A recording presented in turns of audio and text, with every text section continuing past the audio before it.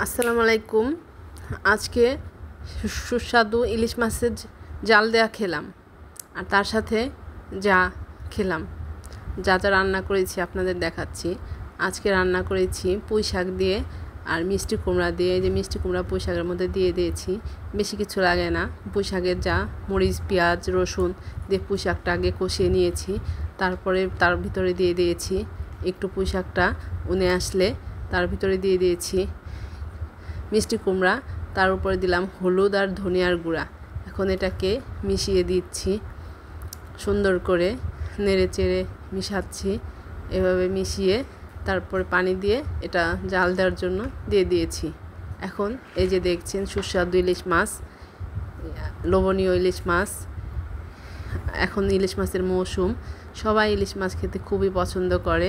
নতুন এনেছে, যে কেটে নিলাম, এখন কাটা হয়ে গেছে।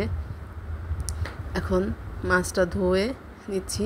এই যে মাছটা রান্নার জাল দেওয়ার জন্য ব্লেন্ডারে নিয়ে নিয়েছি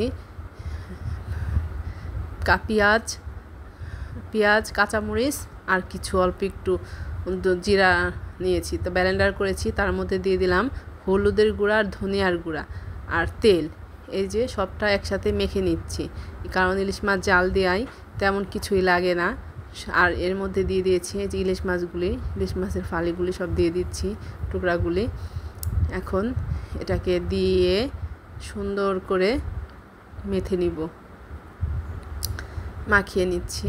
এই যে দেখতে পাচ্ছেন, এভাবে মাখিয়ে নিলে প্রত্যেকটা মাছের গায়ে সুন্দর করে চলে যাবে তেল মশলাগুলি। তারপর পানি দিয়ে দিয়েছি।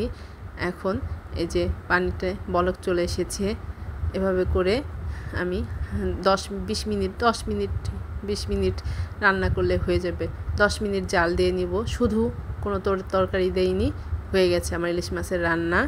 এখন পরিবেশনের জন্য নিয়ে আসছি এই যে ইলিশ মাছ আর মিষ্টি কুমড়া দিয়ে পুঁই শাক দিয়ে যে রান্না করেছি, সেটাও নিয়ে এসেছি পরিবেশনের জন্য।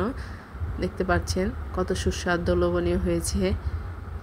খেলেই আপনারা একবার ট্রাই করে দেখবেন এভাবে রান্না করে, পুঁই শাক, মিষ্টি কুমড়া আর ইলিশ মাছের শুধু জাল দেয়া, মরিচ, আদা ছাড়া সব কিছু মরিচ আর হয়ে গেছে। আল্লাহ হাফেজ।